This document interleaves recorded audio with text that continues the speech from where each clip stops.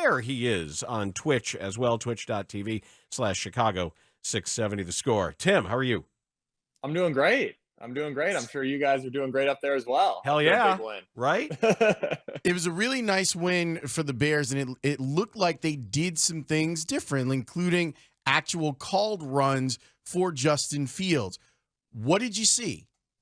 Yeah, I think the design runs were kind of just the scratching the surface, right? They were the obvious ones because we hadn't seen those at all. And then to seeing like design quarterback power, and then you see the design run like sweep. You saw it a couple times. So I think that was just scratching the surface. I think they did a really good job of simplifying their pass game, utilizing some more of those kind of full field progressions. I mean, we saw him, I don't know if you guys remember, but the third down where he hits the shallow that's all the way across the field and he kind of hits it on the sideline and they convert on a third down. That's his fourth progression on that play, right? He works the tailback in the flat, then he works the corner, then he works the other shallow because mesh, right? We have two shallows running into each other, creating a mesh. So he works the other one, then gets all the way to his fourth progression, delivers a dime. So I think there was a lot of things that they did to help kind of speed up his process. The design quarterback runs were awesome, but like there was nothing better than when he was converting in just a true scramble situation on third down. I think that was the best kind of football we've seen from a young quarterback who's extending the play, especially on third down. Okay, can you expand on that a little bit? Just the decision as to when he decided to actually scramble versus when he decided to stay in the pocket, or what did you like about it particularly that gave you that confidence? We saw him produce with his legs. There's no doubt about that. Yeah, I think it just specifically was you never saw him really in a situation where it was like predetermined, right? If you think about go back to the very first, or maybe it was the second drive of the game where he steps up in the pocket, gets out of the pocket, and then he delivers on the little crossing route, right? So that's a scramble where his eyes are up and he goes and makes a play with his arm. He does it again late in the second half where then he hits the guy on the sideline. They just run out of time, so they end up having to kick a field goal. So he did a really good job of where it was like he was extending the play with his eyes up, right? And then there were also a lot of times where he gets out of the pocket, there's no one there when his eyes are up, and then so he tucks it and runs. So to me, it was the best possible case scenario you could get with a young quarterback, because what you don't want to see is to where they're getting out of the pocket and all they're doing is running, right? Because then you're really kind of saying, okay, listen, when this guy fire drills the pocket, all he wants to do is run. Well, that's not what he was doing. He was kind of making some plays with his arm. And then obviously he made a couple where it was like 3rd and 19 and he, makes a 3-tech almost fall over when he's in the pocket, and then he goes and gets 19 yards. So that was, those things are kind of just insane. I feel weird commenting on them, right? Because when I was playing, I would have got 3 yards and fell over. So I feel like I am not the guy to comment on those kind of, plays where he goes and makes it all happen. So it was just good to see. But I do think like when you talk about third down scrambles, what you don't want to see is just one or the other, where they're only with their eyes up and they throw it away at the end, or they're only with their eyes down, and he was doing both. We had a fascinating conversation with Kurt Warner last week, and he brought up the idea of a progression read-based way of looking at offense, as opposed to reading a defense, seeing the defense, and basing who's going to be open, who's likely to be open, and where your eyes are based on what defense you see. From what you see the Bears doing with Fields at this point, how much is one? How much is the other? Are they mutually exclusive? Yeah, it's like we talked about I think the first time I came on, where it's the mirrored concepts or it's the, hey, 2-shell, 3-shell concepts, and they're getting more towards just pure progression football, right? I think everything it really just comes down to two things, right? Are you doing PSLs where it's pre and post snap look like Kurt's talking about, where it's based on the defense? Hey, here's this read on this play.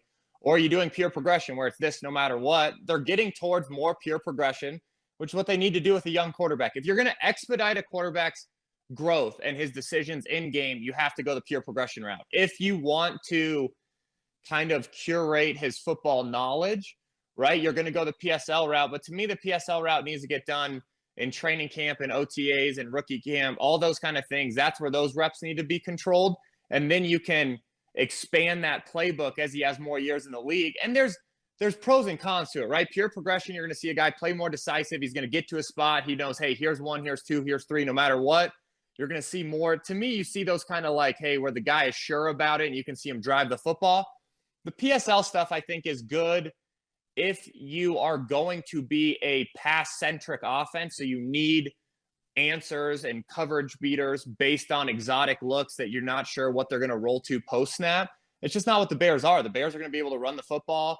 The fact that Justin now has design runs is also going to limit a coverage base that a defense can get to. So to me, they're trending the direction of pure progressions. I'm assuming that's what Kurt also said, like, is where they need to go. I don't know what his take on it was, but they're trending that direction. Then obviously the Bears offense is being more successful because of it. It was so interesting because he was talking about pure progressions and saying that he wants some of these young quarterbacks to get to the point where they're looking at the defense and they're looking at the PSLs of it. I thought it was really interesting that he thinks that there's been, I don't want to say dumbing down, but that he feels like quarterbacks are coming into the league without as much of a knowledge of the defenses that they're going up and where the open receivers might be, depending on where and how the defense lines up. Yeah. Are you not seeing that? No, I just think, like, yeah, I agree with the sentiment. I disagree with, like, the reason why is because people, not saying Kurt, but people on these networks are going to run the kids out of town after one bad year. Like, let's not forget, Peyton had how many interceptions? 28 in his rookie year. No one even think about getting off of Peyton Manning. Justin Fields has one bad game where he'll throw 3 picks and people are like, run the kid out of town. So yeah, would I love to see these guys in more PSL situations or more reading the defender? Sure. Do I think that's realistic in the demands of rookie quarterbacks these days? No. You have to get them into something that's going to make them an adequate or above adequate starter right away, or people are going to turn on them. So it's like, sure, in the perfect world, would we have more patience with quarterbacks like we did back in the day, when some of these guys who are criticizing them are, yeah, like, I'd love to see that we had more patience with quarterbacks. We just don't anymore. So the way that we're going to counter that is you're going to give them more pure progressions, and then the PSLs are going to come. Is it dummying down? Like, it's just a whole nother nuanced question around, like, well, do you think the game of football is more complex today than it was? Because, shoot, it was what, 20, 25 years ago where Tampa 2 was a revolutionary defense. So, like, I don't know. I don't think we're dumbing down the game. I think the game is as complex as it's been. And I think a way to speed up a young quarterback's eyes is giving him the pure progression. So I would love to see more patience with young quarterbacks. That's not the reality. So alternatively, we're going to get less and less guys that are reading defenses earlier and earlier in their career. Yeah, I think the game is as advanced as it's ever been. Like, football could be played in an area smaller than like a bedroom back in the day, and now it takes up all parts of the field. But I wanted to also ask you about a quote that Fields had after the game when he talked about how during their mini bye and the time they had between the Thursday game and Monday night, that they did implement parts of the Baltimore Ravens offense. And I want to know if you saw any of that and picked up on some things that might speak to that. What mechanically or what schematically did you see that led to this? I don't think anything from the past game, if I had to take a guess. I do think those QB runs are definitely out of the Ravens offense, especially when you're looking at, you know, not only where, hey, he's reading it, right? Like, read zone, that's not inherently all Baltimore, but like a straight quarterback sweep, like, that's Baltimore, right? Like, that's the only time I remember seeing that recently in the NFL right now is from the Ravens. So I do think there were probably some wrinkles with it in that quarterback run game. I didn't see anything in the passing game, to be honest, that was like substantially different than what they had done in previous weeks. I just kind of saw a more, a more concentrated effort to really give him stuff where it's like, man, here's where your eyes need to be on this play and go out there and execute it. And by and large, he did that. I think really the only bad clip that I walked away. So let me preface this. Of course, there's the slick ball throws that like kind of just took off on him. So however you want to look at that, whether that's like bad or, hey, it's, just the environment that you're playing in, those were however you want to take them. Outside of that, the only real bad clip I had was, I don't know if you guys remember where, he's trying to throw an over route to Mooney. It's off a boot, but the DB kind of undercuts it. To me, that was him early in the game trying to guide the ball, which we can't have. He's just got to cut that free. Outside of that, I thought he played a really super clean game. So I do think from the Ravens question specifically, I think that the quarterback run game was kind of what they probably peeled off of what the Ravens do. In terms of the passing game, I just think they gave him concepts where, man, he could be confident with his eyes. And then once he knew where he was going, we saw the arm talent. You did some breakdown of Dak Prescott now that he's back with the Cowboys offense. What does it look like with him back under center or specifically in shotgun? Man, a Cowboys offense is so, I hate saying this, it's so exciting to watch because I do think Kellen Moore is still that really good offensive creative mind. What they have to be ready for is they're going to get a heavy dose of just like random formation variation where it's like, we're going to go from, hey, they were an empty and CeeDee Lamb is operating out of the number 3 receiver to all of a sudden, we're in 13 personnel and CeeDee's isolated at the top and we're going to give you a little dose of play action and hit this. And they're going to use a lot of kind of getting Dak on the move. They booted him early. They did some of the kind of rip, which is the same side play action, which is sometimes tough on defense. So I think they've got to be ready. Hey, we got to ID formations right out of the gate, right? Hey, we got to figure out what they're going to try to get into. You got to be ready for them to move the spot. And then obviously Dak, I think, is one of those quarterbacks who's extremely accurate and can kind of dictate a game. So they have to be ready to take away. In my opinion, I would make the Cowboys run the ball. And the reason I say that is because I don't think Kellen Moore and Dak are like patient enough to where if you give them the run game that they'll just stick with it. I think they'll eventually try to hit you with a play action or one of these, hey, we're going to move the spot and try to rip a deep shot. So I do think I'd try to make them run the ball as much as possible. You can kind of shrink the game that way because Chicago's going to run the ball too. And then all of a sudden, if this thing's close down the stretch, you just hope that they can pull it out. Because there was so much success with what Fields did on Monday night, what are the things that can be built off of it? I just think more of giving him certainty with his eye placement, certainty with his progressions, a little bit more of the design quarterback run. Like I do think we're blowing the quarterback run out of proportion because it was exciting to see, but his most explosive run plays will always, and in my opinion, have been this season and will always be off a scramble because it's so darn hard to cover guys for as long as they have to if he decides to scramble and then throw it. And then the second they get into 2-man, their backs are turned, scramble and run it. So to me, it's like, I think continue to move him off the spot, continue to give him a heavy dose of support in the run game, give him some more of those alert checks. Like when he checked to the, that smoke screen that he threw, that he kind of dropped his arm angle down, it was a touchdown. He checked to that, right? That was an alert check, right? You saw him touch his helmet. Hey, alert, alert. He's changing from one play to the other against cover 0. Give him some more of that where, hey, he's getting us in and out of the right play. So I think there's a lot to build off of. I just think more of the same game plan. Don't get too quarterback run centric. Let that come through the scrambles as well. And then hope you keep it tight and then pull out a win against a good Cowboys team. Tim, when a defense designates a spy against a running quarterback, what does that defense sacrifice, and what do you tell a quarterback if they're doing this? Yeah, that guy's got his eyes on you, but here's where this guy now can't be. Here's what opens up. Yeah, I think, they sacrifice a guy in zone.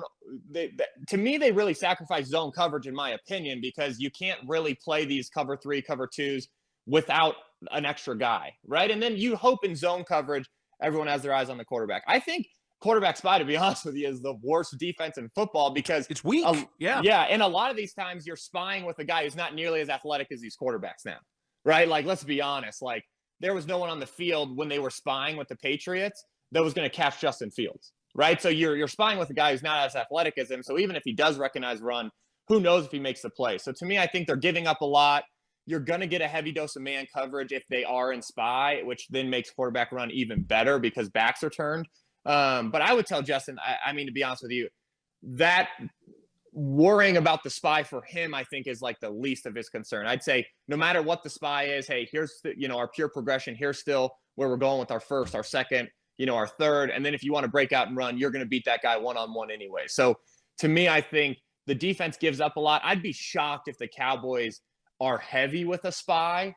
I could see like 3rd and 15 if they get into quarter, they get into dime personnel where they'll spy because now it's a DB. But then again, you're a DB trying to tackle a 200-something pound dude. So I don't know. I think it's the worst defense in football. And I think if the Cowboys run a ton of it, I think the Bears are going to have a field day. I have a question for you as to something I picked up last game on Thursday, and then also Monday night. And it's Fields throwing to the right side of the end zone. And we saw, of course, the Mooney grab that wasn't to end the Washington game. We also saw him overthrow Ryan Griffin. And then On Monday night, it was the right side of the end zone on 3rd and 10 to Equanimeous St. Brown. That was an overthrow. And then Mooney again, the right side of the end zone, before the field goal that made it 26-14. I'm being pretty nitpicky. I was very happy with Fields' game. But is that something that if you're talking to a quarterback, you key in on? Yeah, I think I can't speak to Fields specifically because I haven't noticed this. I do think if you see a quarterback who's missing to his open side, right, to where his chest is, so the right sideline, like we're talking about for righties or left for lefties, a lot of times it's because they're not closing down their front side, right? And that's why the balls sometimes take off and sail. I haven't seen that a ton with Fields in terms of like on those specific throws. I wasn't like seeing like, oh, he's having a hard time shutting his front side down. That very well could be an issue that they're working on where it's like, hey, man, we need you to close down your front side. Because usually as a quarterback, when we're throwing to, where our back is, our front shoulder usually is always more closed than open because obviously we're throwing to, the side that's on our back. So I'd say that's something that you could definitely look for to see, hey, man, is he closing that, front shoulder to where he's really given a good look for these receivers? I can't say specifically on those plays that I noticed that, but that definitely could be something to look for. The one that I think he sailed this week, I think was kind of just indicative of like, I'm trying to throw, one of those where it's either a really good ball and he runs underneath this thing or it's not when he was on the boot. But I do think the other two that you were talking about were definitely overthrows. And that'd be something to look for is, hey, is he closing that front side when he is working to the right? And I think also just a quick note, and I know Dana's question is, I notice it more because of how good he is throwing across his body. So that's where I think the contrast comes in. Dan, it's almost like talking about it like a pitcher in that regard, like where that front foot lands and all that. Sure. He's so good throwing across his body to his left. When you coach quarterbacks, do you ever have a coaching period on sliding, on the best way, the safest way, and smartest way to give oneself up? To be honest with you, no, we talk about it. I can't say we're out there doing slides. We talk about, hey, how are we going to give ourselves up? And then when can we give ourselves up versus when do we have to dive head first? Because a lot of what I've noticed in the NFL just as a whole is a lot of these guys are sliding. Well, you're down where you start the slide. And then all of a sudden we end up in all these 4th and inch situations or 3rd and inches because we gave ourselves up a little bit versus kind of just going head first and in my opinion, protecting yourself more. So yeah, we address it with film study, right? So one of the guys we have, which is the Carolina kid who started this week and tore it up and took down Tom Brady, PJ Walker, he had an issue with sliding, right? You see it with a lot of these guys who are way more athletic than I ever could have dreamed of. And part of it's trying to get them to protect themselves in certain situations. And then the other part of it is, man, these guys are they're so athletic and they can protect themselves even standing up sometimes. You see Josh Allen do it a lot where it seems like he's taking a big shot, but, I think he's protecting himself in his own way. So I do think sliding something that Fields is going to have to figure out, but I do think he's done a really good job of getting out of bounds or kind of shifting his body last minute to take more of a glancing blow than like a full shot. But it is something that he's going to have to keep an eye on, throughout his career, especially because being mobile is part of what makes him so darn good. Tim, thanks so much for the breakdown. We appreciate it, sir. I appreciate you guys. Thank you so much. Thanks, Tim.